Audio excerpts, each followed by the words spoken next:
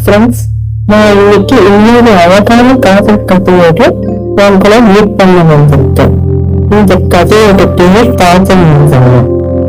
இப்போது கதையை ஆரம்பிக்கலாம். இது நாயகன் பெயர் கோதை, நாயகன் பெயர் ரவி. கோதை பார்க்க அழகாக இருக்க மாட்டார்.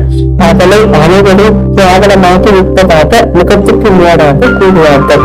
இதனால் மனமுடைந்த கோதை திருமணமானதாகவும் வருங்கால கணவனுக்காக வேண்டிக் கொண்டு இருந்தார்.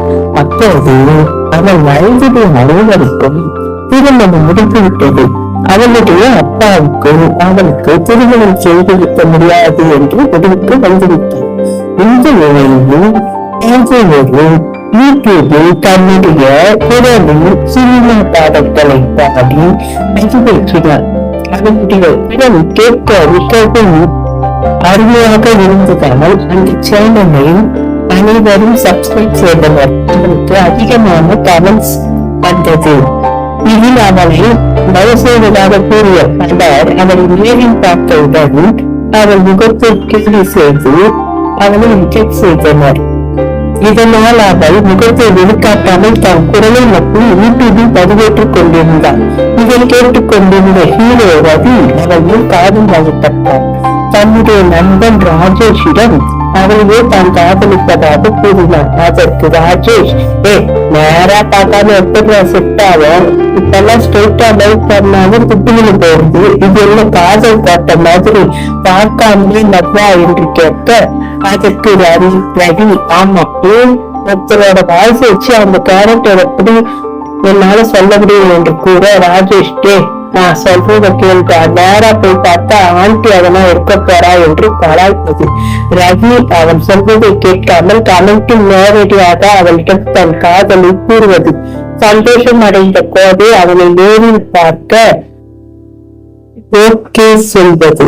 வயதில் அவனை பார்க்க பீச்சுக்கு வரும் போது அங்கே அதற்காக அவன் வெயிட் செய்வதை பார்த்து அவனுக்கு முன்னால் சென்று நிற்பது பார்க்கவே படு கேவலமாக சைனீஸ் முட்டை வைத்துக் கொண்டிருந்த அவளை பார்த்து ஷாக்காகாமல் ரசிகர், உங்க பாட்டுக்கு நான் அடிமை, உங்களை எனக்கு ரொம்ப பிடிச்சிருக்கு, என் லைஃப் லாங் உங்களோட ஆசைப்படுறேன் என்று கூறி பார்த்துமா நீங்க என்ன லவ் பண்றீங்க என்று கேட்க, ரவி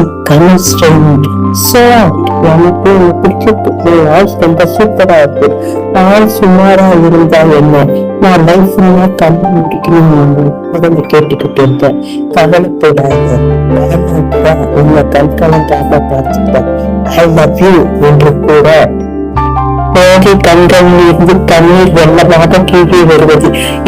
அப்படியே அவன் கால்களில் விழுந்து கும்பிடுவது. அழகா பார்த்துதான் காதல் வரும் நினைச்சேன். என்னோட டேலண்ட பார்த்து கூட உங்களுக்கு லவ் வந்திருக்கு, ரொம்ப ஹாப்பியா இருக்கு, எங்க அப்பா கிட்ட உடனே சொல்றேன் என்று சந்தோஷமாக கிளம்புவது. இது போன்ற எதிர்கண்ணில் செய்திகளுக்கு ரவி போன்ற வெள்ளை மனப்புறத்த ஆண்கள் கிடைக்க நாட்கள் ஆனாலும் அது நடந்தே தீரும். அவனுடைய காதல் நடந்தான். ரவியும் ராஜையும் திருமணம் செய்து அதற்கான வாழ்க்கைக்கு பெற்றோர்களாகி சந்தோஷமாக வாழ்ந்து வருகின்றனர். இது போன்று சுவாரஸ்யமான காதல் கதைகளை நீங்கள் படிக்க விரும்பினால் பிரதிநிதி ஆப்பை ஃபாலோ செய்யுங்கள். நன்றி மக்களே.